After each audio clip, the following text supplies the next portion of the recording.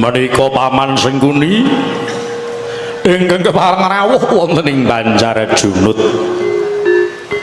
Sasampunipun lenggah satata kepareng kula jumadhong dawuh man wonten wigatos ingkang pundi dene paman ketingal semengko apeng awak bojor. Ngene Dirsasana prataku ana ing Banjarjunut iki perlu sira tak wenehi weruh. Sekabehing budidayamu wis tak aturke ana ngersani Kang Raka Duryudana. Kalebu olehmu nggemblengke anakmu Dursala marang Begawan Dewangkara iki uga wis katur marang Sinuhun Ngastina. Inggih matur nuwun paman. Lah iki malah ana dalan bakal mulyaning anakmu Dursala. Liripun kados pundi? Anakmu Dursala bakal pinaringan negara Ngastina sesigar semangka. Waton bisa ngaturake kuwandane Pandhawa sak anak-anake kabeh.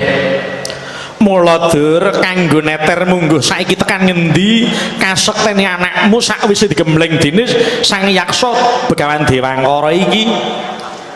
Ya kuwi kanthi dalan wektu dina iki peranakan Pandhawa ingkang dipandhegani Gatotkaca padha gladen yuda mapan ana Tegal Kuru sisih kulon.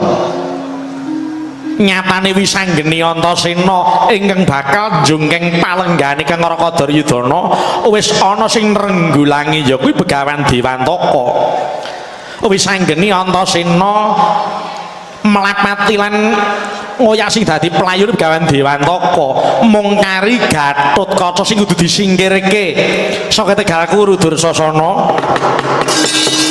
Mremangsut nari mengkalbu budine kang den bawani wenganing Tyasukarila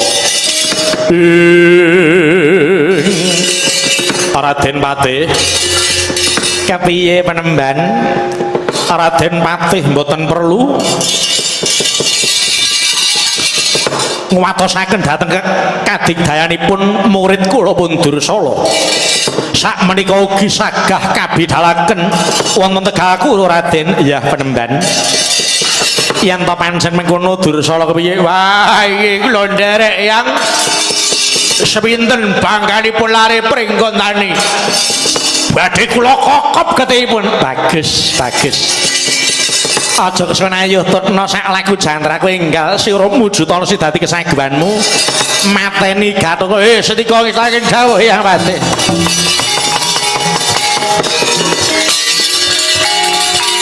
Enggar sang witateng awan mulat sri langen ing marga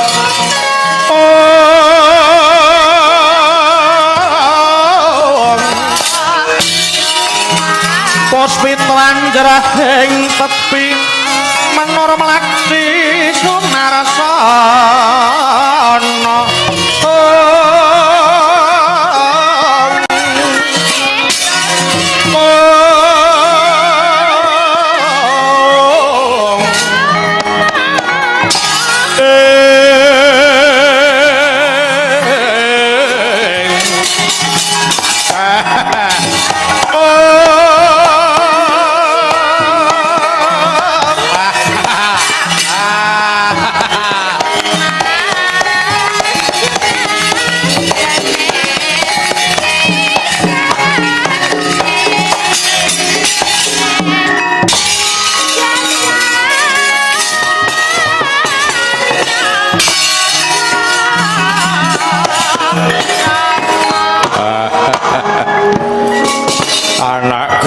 Dursala trenyuh rasaning pun Rama ngger semono sing dadi kewanenmu.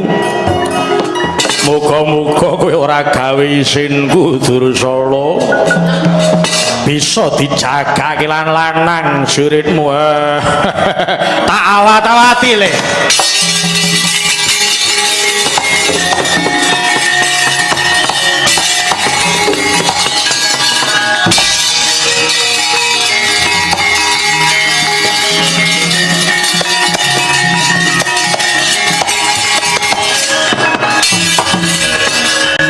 titi sunda gagak ngarang titioni kapat mongso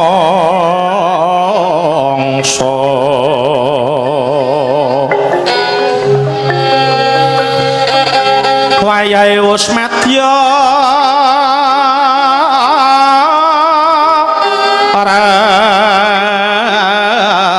ratri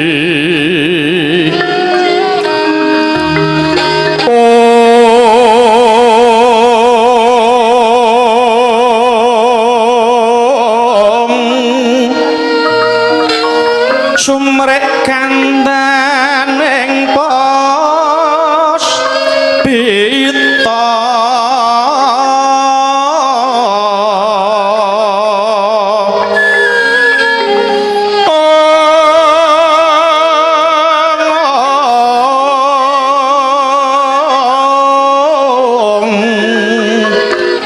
habyor lintang ing gegono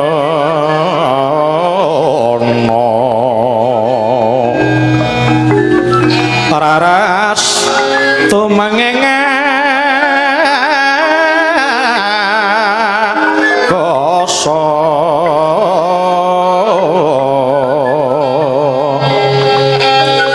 masung suti reng pangesti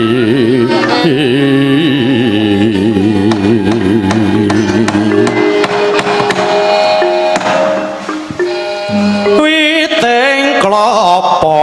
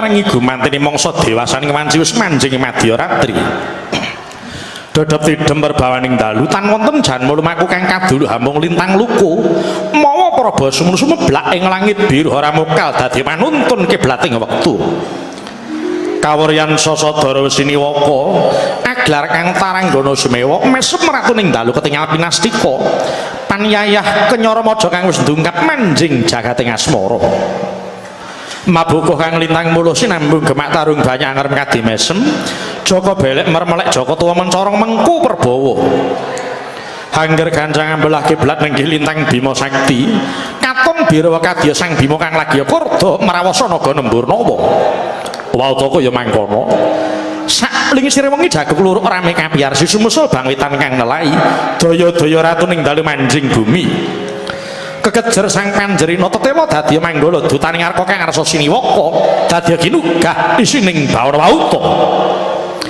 dewasaning kagunan ngancik jumedhuling repat Panakawan nggih Kilurah Petruk sarga nyekar dedep tidem